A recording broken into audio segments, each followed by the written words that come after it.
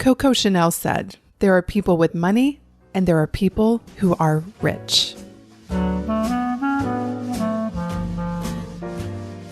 Bonjour, and welcome to the French Kiss Life podcast, where personal development meets style. I'm Tanya Lee, certified master life coach and the hostess of this party, where we explore how to live artfully and well. Each week, I'll be sharing inspiring stories, practical tips, and timeless wisdom on how to elevate the quality of your everyday and celebrate along the way. Let's dive into today's episode. Hello, my beautiful friends. How are you? How's your week? I am doing amazing. I'm still in Mallorca. I was in Mallorca when I recorded last week's podcast. I am still here. It has become my new favorite place, just so you know. It's right up there with Paris. I've never been to an island that offers so much culture, food and wine, beaches, mountains, outdoor activities. It's insane. It's so pretty. And then just yesterday, we had, I think it's called a Medicane come through. It's like a Mediterranean hurricane. We got caught in it. Fortunately, we had our umbrellas and I had on my sneakers and I was soaked by the time we got to the house. But I was able to experience my first Medicane. And then tomorrow we're packing up and we are flying to London and we'll be there for about 4 days, I think. And then we go back to Paris. And then finally I'm going home and I'm so excited because I miss my Winston and my Blue. Yes, I've been FaceTiming with the dogs every single day.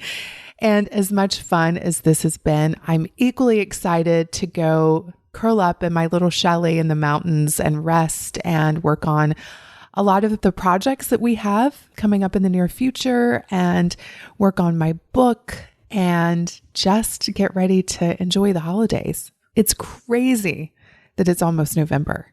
But here's something to think about. There's still a lot of time left in 2019. So what do you want to create this year? I want you to think about when 2020 rolls in on Jan 1. Between now and then, what do you want to be celebrating? I know that tendency this time of the year, women start saying things like, well, I'll just wait until 2020. I'll just wait until the new year. Don't do that to yourself. This is your one life. Every day matters. Every moment matters. So make the most of it. So let's dive into the community spotlight. This is the part of the show where I get to highlight someone in the community who has benefited from the French Kiss lifestyle. And today's spotlight is on Celebration Chick. Here's what she wrote. She gave me a 5-star review on iTunes called Celebration Circles. And she says, this podcast touched my soul. Your description of getting together with friends is exactly what we do. I'm hijacking the conversation next time to focus on what blessed, bountiful lives we have. Each of my girlfriends have stories to tell of the exotic experiences, great love, and amazing beauty they've experienced. Why do we choose to instead focus on some jerk that cuts us off in traffic, an eye roll and sass from a teenager, or the sounds our husbands make while eating? We should be celebrating decades of loving, supportive friendships.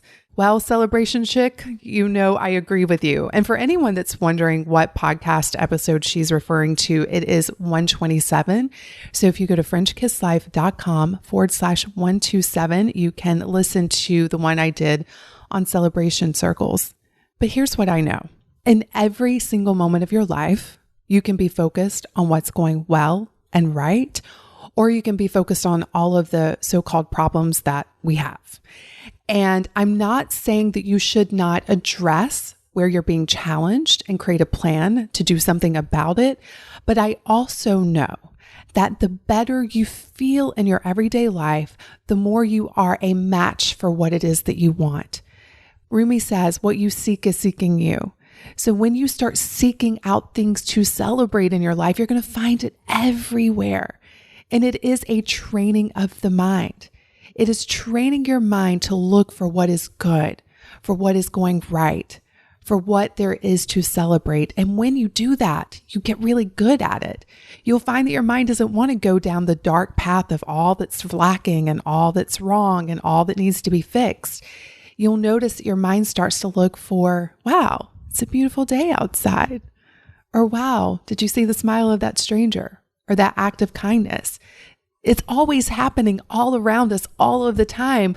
But when you are so focused on the negative, when you're so focused on what you think is lacking, you cannot see it. You are not a match for it. So thank you, Celebration Chick, for that 5-star review. Keep on celebrating. Spread the love, my friend. And thank you all for leaving reviews. I will tell you that I read every single one and they mean the world to me. And every time you leave a review, it increases the likelihood that I can get the message of French Kiss Life out there to more women. So if you have not left one yet, what in the world? Head over to FrenchKissLife.com/iTunes and we have instructions on how you can leave a review. And maybe, just maybe, I'll feature you in an upcoming community spotlight. Let's talk about how to live a rich life. One of the things that I've been coaching a lot around recently is money. We seem to think that if we could just have more money, then all of our problems would go away and we would be magically happier. It's the same belief that I used to have. If I could just lose weight and get down to a size 4, then suddenly life would be amazing. And then I did that. In fact, I got down to a size 2 and I was just as miserable. And so I finally realized that losing weight is not the secret to happiness. But I didn't really believe it when it came to money. I guess because I did grow up in a trailer, I didn't have a lot of money growing up. I thought if I could just have more money, then life would be amazing. And then I started working and I started making money. And then I made my first 6 figures and then my second 6 figures. And then I realized, oh, wait, it's the same thing as my weight. Money does not make you happier. It just makes you more of who you are. And so because I have been coaching women a lot around this recently, I wanted to address this because I think at the end of the day, what we all want is to live a rich life. And that does not necessarily mean having millions of dollars in your bank account. Now, I'm not going to sit here and tell you that having money doesn't make certain things a lot easier. But I also know having money does not make you happy. Things outside of you don't create your happiness. You create your happiness from within.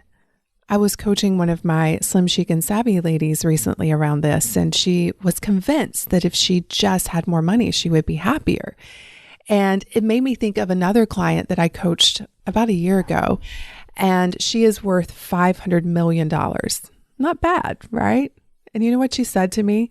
She said, I wish I didn't have all of this money because it's made my life so complicated. I wish I could just go back to living so simply. And so it made me, again, realize that it's not about the money. It is about our thinking about the money that creates how we feel about it. And I know people who live on very little and have extraordinarily rich lives because of the way they think about it, the way they feel about it, how they utilize it. And then I know people who have lots and lots of money who are miserable. Now, I'm not saying that you should not want money. In fact, I believe that having money is a beautiful thing. I think, as I was saying, it does make life a little easier in some areas. And I think it's an abundant resource that we are able to create as much money as we want and as we are a match for. So what I'm promoting in this podcast is to live a rich life in the life you have right now so that you can become a match for more riches. And as I'm going to talk about in a moment, riches come in many different ways, my friends. It's not just through money. There are many ways that our lives are rich. And what I want for everyone in this community is to stop putting off feeling good until one day when, to stop waiting until one day when to feel rich, for example, because what we're always after is a feeling. And things outside of us don't create our feelings. We create our feelings by how we think. So if you want to live a rich life, stop waiting for the money and start living it now. And when I think back to how I've gotten to where I am, There was a moment when I had a shift and I was just tired of acting like the poor girl from the trailer. And I started to embody a rich woman. And that doesn't mean that I was wearing designer handbags and going into debt and looking rich. It was training my mind to think richly, to stop focusing on lack and scarcity and fear and have faith in something bigger and greater than where I was. And that's what we're going to talk about in this podcast, my friends, because true wealth is not determined by how many digits you have in the bank. It's determined by how you feel. So here's how we can all begin to live a really, really rich life. So first of all, let's define rich. When I looked up the definition, it says having abundant possessions, having high value or quality, well supplied or endowed. So the first way we can start to live a rich life is to want what you already have. Really focus on wanting what you already have, because we spend so much of our days thinking about and worrying about and talking about what we don't have, what's missing in our lives. Not enough time, not enough money, not enough love, resources, good weather. We have trained our brains to be full of scarcity and lack. And let me tell you, money does not necessarily make this go away. Again, I have coached so many women who have money and they're still full of scarcity, full of lack. Like, I want you to create the money from a place of abundance. I want you to create the money and the material riches from the place of enoughness, because if you don't, money is not going to make it any better. In fact, money only makes you more of who you are. So if you're a person full of scarcity and you happen to come upon a lot of money, you're just going to have more scarcity. You're going to have more fear. If you're more generous and you get more money, you're just going to be more generous. Money just makes you more of who you are. So when we spend time really wanting what we already have, we start to focus on what's abundant in our lives. And you think about it this way. I've many times thought about my life and the things that I have now at one point I dreamed of. And if I'm not mindful, I can start focusing on what's missing now versus what I have now that at one time felt like an impossibility for me. And so one of my daily practices is to live in that state of appreciation and really focusing on wanting what I already have. My daughter, my health, a place to live, to be able to travel, really good food, right? All of these things that we can take for granted because they become part of our norm. But if you think about it, there was a time in your life where many of those things were something you dreamed of. And so spend time wanting what you already have. The second thing I want to encourage you to do is to really enjoy and take care of what you already have. You know, so many times we're off wanting to get the next thing and the next thing, and we don't even take time to really enjoy what we already have and to take really good care of it. This is actually one of the qualities that I love about my guy, Glenn. You know, he has few things, but what he has is of the highest quality, and he takes exquisite care of it. For example, we have a boat, and the amount of hours that he spends cleaning that boat, polishing that boat, taking care of that boat, I think gives him even more enjoyment of the boat. The same goes for his dirt bike.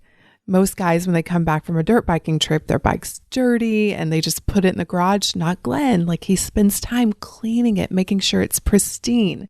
The way he takes care of his house and his clothes and even me. He really enjoys and takes care of what he has versus going out there and wanting more and more and more and more of it. But I was thinking about how this actually applies to those of us in business, right? We can get so caught up in wanting more clients or more people that we don't just stop and enjoy and take care of the community we already have. Now, you may be thinking, but wait, Tanya, didn't you say not too long ago that your big goal is to reach 1 million women in the next 5 years? And the answer is absolutely yes. But the energy in which I want to do that is not coming from, oh, I need more, more, more, more, and I need to get over there because over there my life is better and full of scarcity and fear and lack. I want it to be from a place of what I have now is amazing and I'm grateful for it. And wouldn't that be nice if I could reach 1 million women, right? And I believe the way to reach the 1 million women is to really love and appreciate all of you, the people that are already in my community. And so again, this is not about not wanting more. I want you to want whatever you want. If you want $10 million, 50 million, 100 million, whatever that number is, it's all amazing. I want that for you. I just know the best way to create it is not going to be to come from lack and thinking that your life is going to be better over there when you have that. The best way to get there is to embody already having it, which is what this podcast is about, right? Embodying having it now, embodying the riches now. And again, I think one of the ways to do that is to really enjoy and take care of what you already have. The next thing I want to talk about is your assets. Because a lot of times when it comes to the word rich, we tie it to monetary riches, money, right? The cash. But I want you to also realize that richness comes in many different flavors, in many different forms. And if we're not mindful, we will not see all of the assets that we already have. For example, your health. That is an incredible asset. Your friendships, amazing asset. Your intellectual capital, your education, your physical assets in terms of your home and food and your clothing. There are so many ways that our lives are rich in assets that we can sometimes fail to acknowledge because it may not necessarily be rich in money. Another one is time. Time is one of the greatest assets. And again, I keep referring to Glenn in this podcast, but Glenn works 3 days a week because he values time over money. And he is rich in time. He has 4-day weekends every single week. And what I've been trying to convince him is he doesn't have to choose, right? He can have an abundance of time and money if that's what he wants, because I don't believe we have to choose. I believe that whatever we believe is what we're a match for. But Glenn is abundantly rich in time. And so I want you to really think about how your life is rich. What are the assets that you currently have that makes your life so abundant and wealthy? And really begin to focus on that because it's going to feel good. It's going to make you feel rich. And if you want to live a rich life, you got to start feeling rich now. Because when you feel rich, you attract more richness. So the final way that I want to talk about today on how to live a rich life is at the core of it. And that is to practice thinking like a rich person. Because when you think like a rich person, you start to feel like a rich person. And when you feel like a rich person, you start to attract more richness into your life. Can you see the theme here? But truly, at the core of this, it's training your mind to think abundantly, to think like a rich person. So let me give you an example, because sometimes women will say to me, but if I were rich, I would buy all of the things. And because they're choosing to not buy all of the things right now, did you notice how I didn't say they can't? I said they're choosing not to. They use that as a reason to feel full of lack and scarcity. But imagine a rich person sitting in a store with all of the things around them. What would they be thinking? Not what would they be buying or doing, but what would they be thinking? They would never be thinking, well, I can't afford this. My life sucks. I'm broke. No. They would be thinking, oh my gosh, this stuff is beautiful. If I want it, I can buy it. And that's really the truth for all of us. If you really, really want something, you figure out how to get it. And this is like such an extreme example, but I use it sometimes with my clients. I'm like, if your child was held hostage right now and you were told that you had to come up with $10,000 in the next 24 hours, could you do it? And they're like, yeah. So the truth is, if you're in that store and you really, really want to buy something, you actually really could. but you're choosing not to. But a rich person would be just like, yeah, if I want it, I can buy it. But we think in order to be rich, we have to buy things, and that's not true. In fact, it's really, really strange that the more abundant you feel, often the less things you feel like you need to buy. Because a lot of times we're buying and spending out of scarcity. We don't feel like we're enough or that we have enough. And so we go out there and try to get stuff to fill that void, and it never, ever works, right? And so when you practice thinking richly, you start to feel abundant. And you may find that the more abundant you feel, that you don't necessarily want all of these things that you once thought you wanted. And if you do want them, you're going to be more of a match for them because you're going to be feeling more abundant. So I want you to ask yourself, like, what would a rich person think right now? Are they walking around talking about how broke they are? Are they sitting around singing, woe is me because I can't afford it? Are they focused on all the things that are lacking in their lives? No. Now, I know you're probably thinking, but Tanya, it's easy for them. It's easy for them to think richly because they've got all this stuff. But again, just because you got a lot of stuff does not mean you're rich, right? It really is an inside job. And what I'm going to say to you all is to stop fighting for your misery.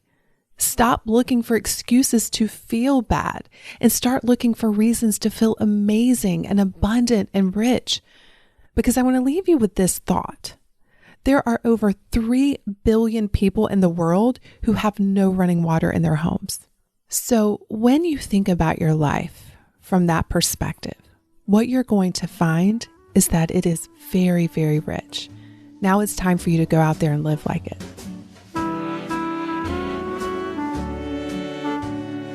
It is time for a Jadore. This is the part of the show where I get to share something that I love with you. And I don't know if you all know this about me, but I have one big weakness of all the weaknesses, and that is skincare. I am obsessed with skincare.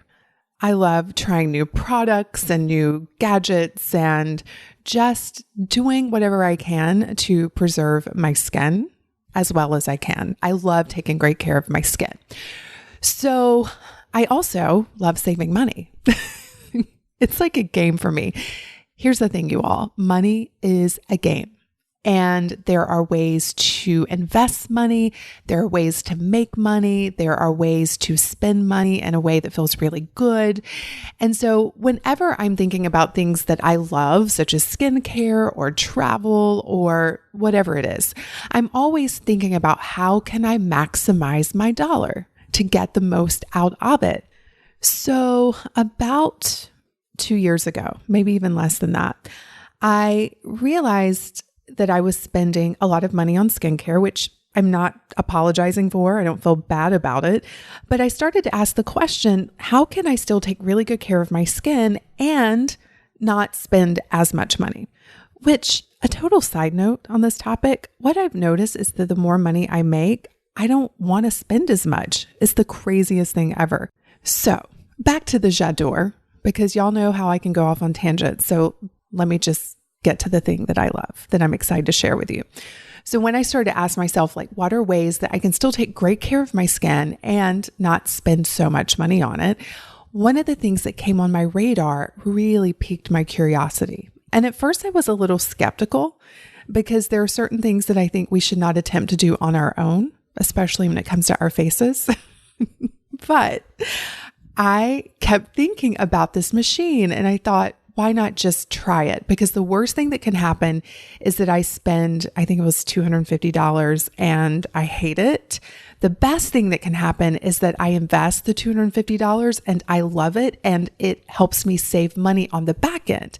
So I decided to buy it and I have been using it pretty consistently for a while now. And it is one of my favorite things. It is the Trophy Skin microdermabrasion machine, and I tend to use it once a week. Maximum, I'll go every 2 weeks, and I do my own microdermabrasion. Now, I still go and get facials. I just don't get professional microdermabrasions as often as I used to because I find that this machine gives me what I need so I can go longer without having to get the big guns out. And it's amazing what this machine does.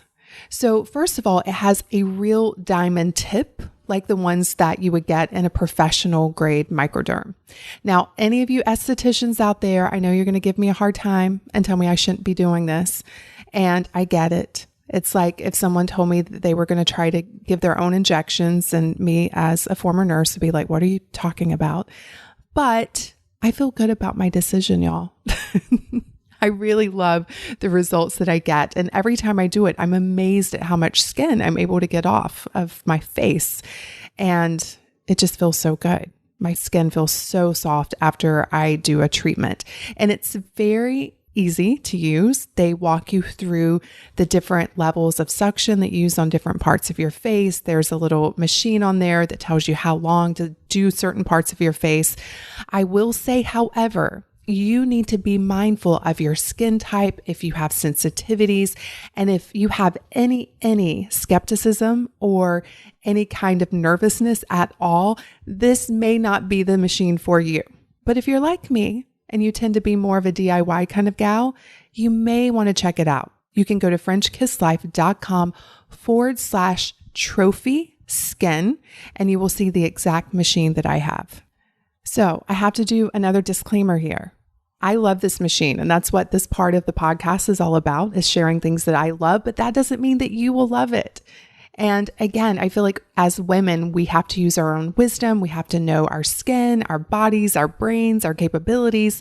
And so if you have any doubt, or if you've had reactions in the past to any kind of microderm procedure, this is probably not the machine for you.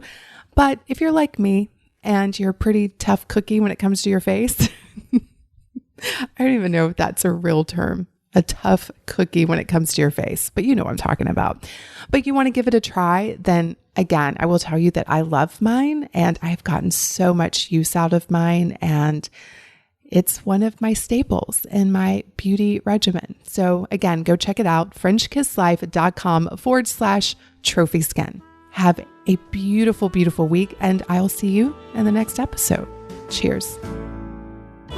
If you enjoyed this episode and you want to dive even deeper into the French Kiss lifestyle, let's start with a makeover, a mindset makeover. You can download my free training, The 3 Mindset Makeovers Every Woman Needs, by visiting FrenchKissLife.com/mindset. Because after all, mindset is the new black.